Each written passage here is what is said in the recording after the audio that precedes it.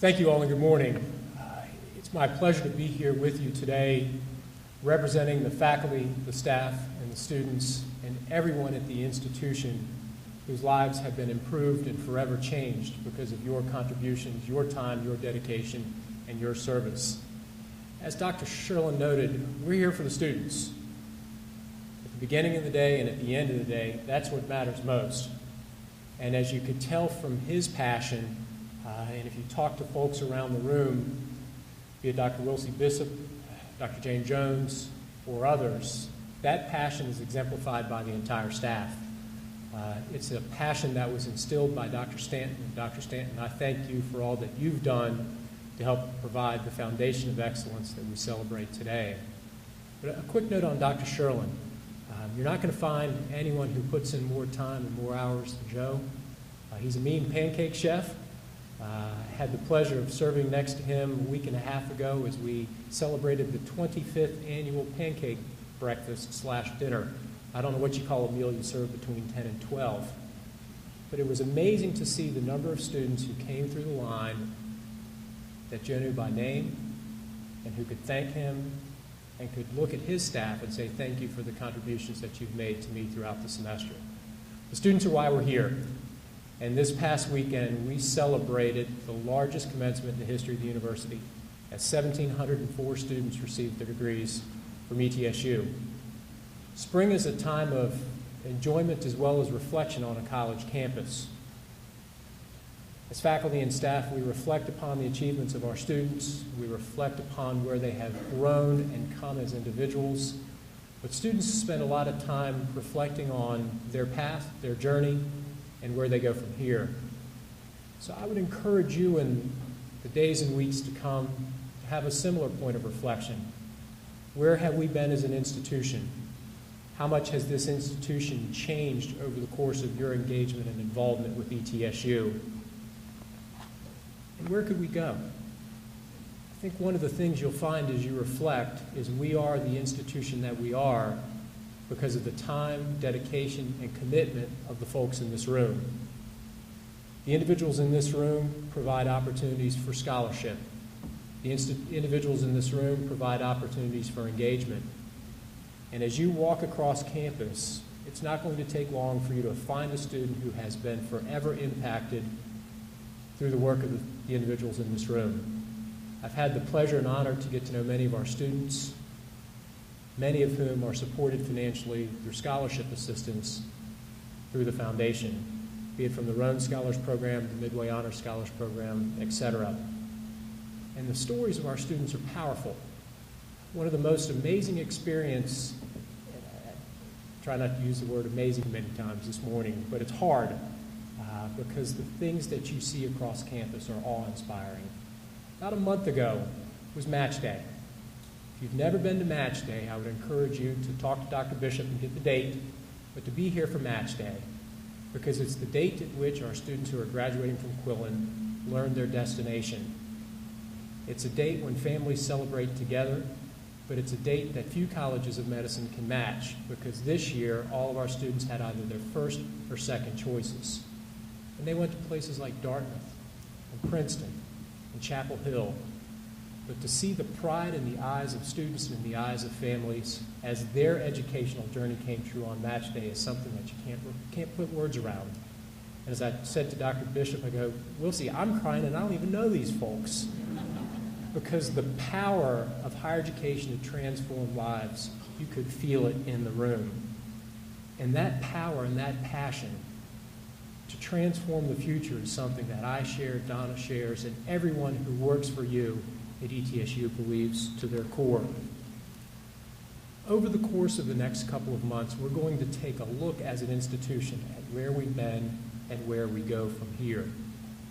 As we engage in our initiatives, as we engage in the pursuit of the life of the mind, we will create a community with greater meaning, purpose, prosperity, knowledge, and self-worth that comes from the pursuit of higher education. Such a future, such a feeling is born of a collective vision emerging from the roots of ETSU. By working together, we've demonstrated that we can overcome any obstacle. We have the drive to achieve and the independence as a community of scholars to accomplish greatness. When state and national civic forces conspired against us, we came together as a community and we built a College of Medicine and later a College of Pharmacy. We've shown that as a community, we can accomplish anything, and the history and tradition of creativity, ingenuity, and independence will allow us to reach new heights. We will build upon our strengths, we will sharpen our mission, and we will achieve the impossible. As we look to build, we're only going to be able to do so with the support and the connection of our friends in the community and our alumni. We've done great things, but we have great work ahead of us. We have a lot to do in terms of engagement. We have more than 85,000 alumni, half of whom live within 100 miles of campus. We must do more to reach out to our alumni, engaging them in the activity that's underway across campus. Our students have unbridled dreams for their future, but will not be able to realize those dreams without your help. Presently, we rank 730th in the nation with respect to alumni giving, with 10% of our alumni contributing to ETSU since 2004.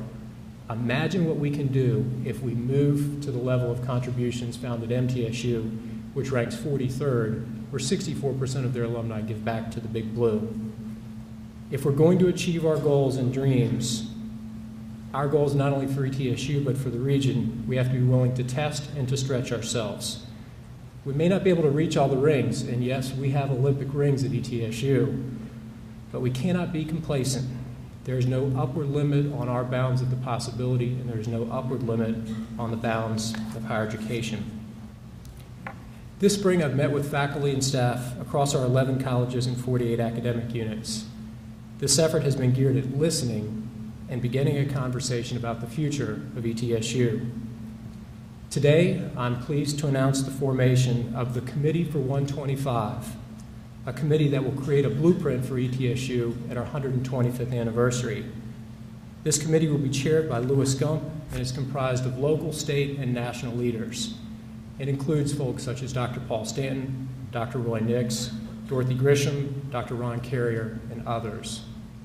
This group will provide the direction for a large campus initiative that will examine our academic undertakings, that will examine the nature and structure of our athletic program, and that will create a blueprint for a future of ETSU that is second to none.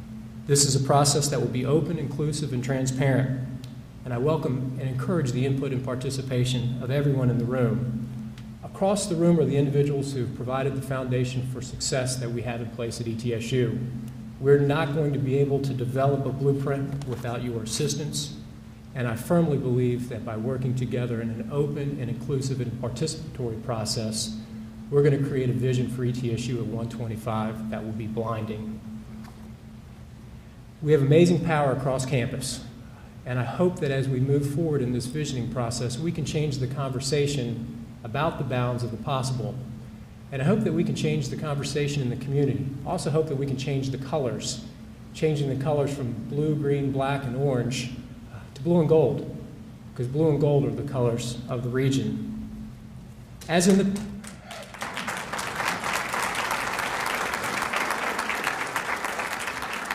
the past, if we're going to continue to raise the margin of excellence for ETSU, it's going to take a team effort.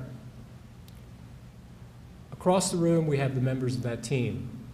This is a convergence of business persons, doctors, scientists, architects, engineers, educators, administrators, and alumni who've made our institution possible. There's no question that you all are committed, and as your president and as your staff, we owe it to you, our stakeholders, to make sure that we're doing all that we can to serve you in these challenging times. The great philosopher, Lou Holtz, said the following about commitment. Didn't get a chuckle out of Lou Holtz from Follinsby, West Virginia. If you don't make a total commitment to whatever you're doing, you start looking to bail out the first time the boat starts to leak. It's tough enough to get the boat to shore when it's leaking and everyone's rowing, let alone when a guy stands up and starts to put his jacket on. In many ways, our boat started to leak decades ago as we saw the demise of funding from the state. Presently, the state provides 28% of our overall unrestricted operating budget, whereas 25 years ago, that number was 65 to 70%. Our ability to keep the boat moving forward is because of the commitment of the individuals within this room. I want to say thanks, because without that commitment, things wouldn't be possible. And the commitment is everywhere, from the Roan Scholars Program to the pharmacy program, to folks who helped to create a baseball stadium where a few weeks ago we beat the pants off a team from Knoxville who wears the color that shall not be mentioned. But all of that is because of the individuals who are gathered with us today. To show you how much we need your involvement and how much we appreciate your involvement, we've prepared a short video. I'd like to thank our staff and our faculty in the Digital Media Department and the College of Business and Technology, but specifically Professor Marty Fitzgerald, who worked tirelessly to put together the following presentation.